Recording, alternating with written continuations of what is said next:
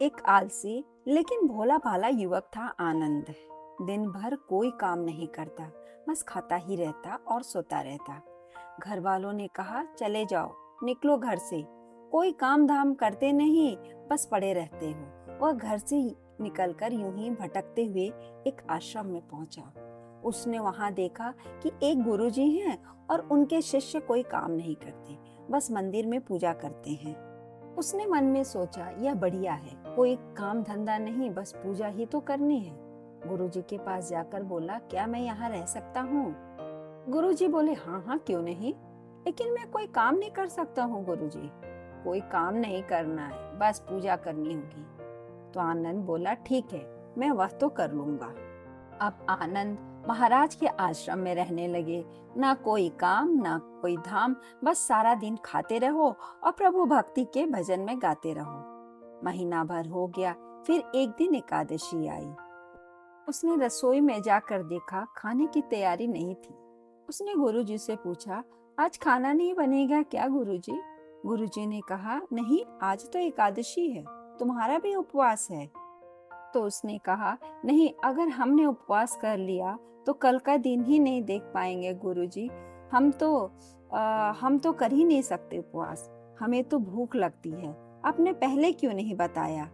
गुरुजी ने कहा, ठीक है, तुम ना करो उपवास, पर खाना तुम्हारे लिए कोई और नहीं बनाएगा, तुम खुद बना लो। मरता क्या ना करता गया रसोई में। गुरुजी फिर आए, देखो, अगर तुम खाना बना लो तो राम जी को भोग जरूर लगा लेना, और जाओ नदी के उस पार जाकर रसोई बना लो। वह बोला, ठीक है।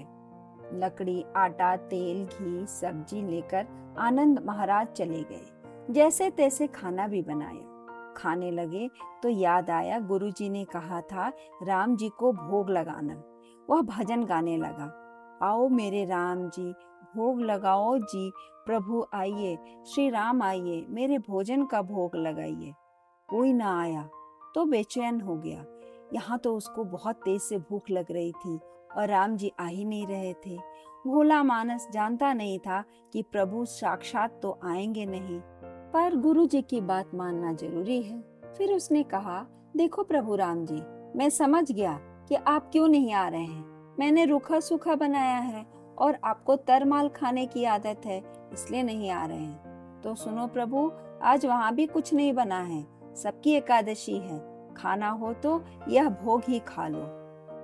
श्री राम अपने भक्त की सरलता पर बड़े मुस्कुराए और माता सीता के साथ प्रकट हो गए।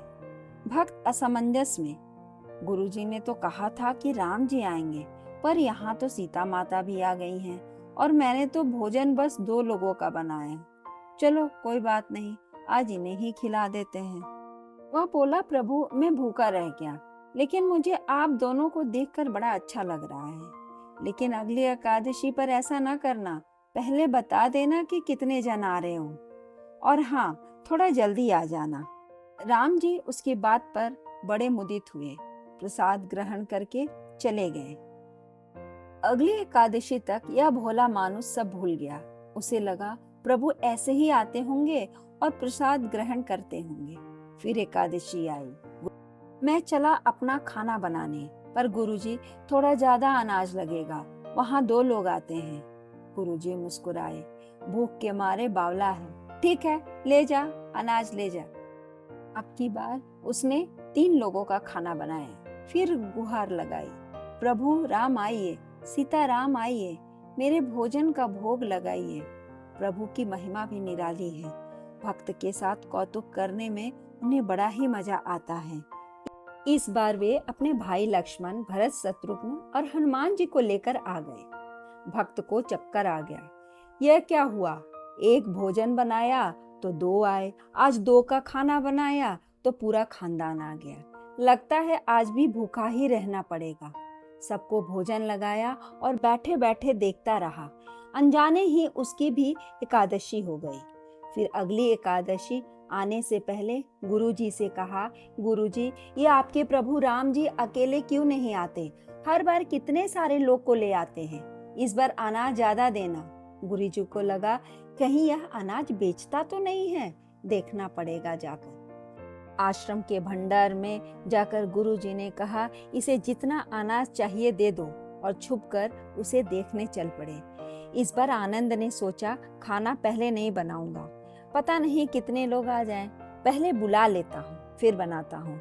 फिर टेर लगाई उन्होंने, प्रभु राम आइए, श्री राम आइए, मेरे भोजन का भोग लगा जाइए। सारा राम दरबार मौजूद। इस बार तो हनुमान जी भी साथ आए। लेकिन यह क्या, प्रसाद तो तैयार ही नहीं है। भक्त ठहरा भोला बोला, प्रभु इस बार मैंने खाना नहीं बनाया। प्रभु ने पूछा, क्यों नहीं बनाया? आनंद बोला, मुझे मिलेगा तो है नहीं, फिर क्या फायदा बनाने का, आप ही बना लो और खुद ही खा लो। राम जी मुस्कुराए। सीता माता भी गदगद हो गई उसके मासूम जवाब से। लक्ष्मण जी बोले, क्या करे प्रभु? प्रभु बोले, भक्त की इच्छा है तो पूरी करनी पड़ेगी, चलो लग जाओ काम से। लक्ष्मण जी ने लकड़ी उठाई, माता सीता आटा सानने लगी। भक्त एक तरफ बैठकर देखता रहा। माता सीता रसोई बना रही थी तो कई ऋषि मुनि यक्ष गंधर्व प्रसाद लेने आने लगे। इधर गुरुजी ने देखा तो खाना बना नहीं, भक्त एक कोने में बैठा है। पूछा, बेटा क्या बात है, खाना क्यों नहीं बनाया? बोला, अच्छा किया गुरुजी आप आ गए, देखिए कितने लोग आते हैं प्रभु के साथ। गुरुजी बोले, मुझे तो कुछ नहीं दिखाई दे रहा तुम्हारे और अनाज के सिवा। भक्त ने माथा पकड़ लिया, एक तो इतनी मेहनत करवाते हो प्रभु, भूखा भी रखते हो और ऊपर से गुरुजी को दिख भी नहीं रहे हो, यह और बड़ी मुसीबत है। प्रभु से कहा, अब गुरुजी को क्यों नहीं दिख रहे हैं प्रभु? प्रभु बोले, मैं उन्हें नहीं दिख सकता। बोले, क्यों? वो तो बहुत बड़े पंडित हैं, ज्ञानी हैं, विद्वान हैं, उन्हें तो बहुत कुछ आता है, उनको क्यों नहीं दिखते आप? प्रभु बोले, माना कि उनको सब कुछ आता है, पर वे तुम्हारे जैसे सरल नहीं हैं, इसलिए उनको नहीं दिख सकता। आनंद ने गुरुजी से कहा, गुरुजी प्रभु कह रहे हैं कि आप सरल नहीं हैं, इसलिए आपको नहीं दिखेंगे। गुरुजी रोने लगे, वाकई मैंने सब कुछ पाया पर सरलता नहीं पा सका तुम्हारी तरह, और प्रभु तो मन की सरलता से ही मिलते हैं। प्रभु प्रकट हो गए और गुरु जी को भी दर्शन दिए। इस तरह एक भक्त के कहने पर प्रभु ने रसोई बनाई और उनके गुरु जी को भी दर्शन दिए। धन्यवाद। कहानी अच्छी लगे तो लाइक करें, सब्सक्राइब करें और शेयर करना ना भूलें।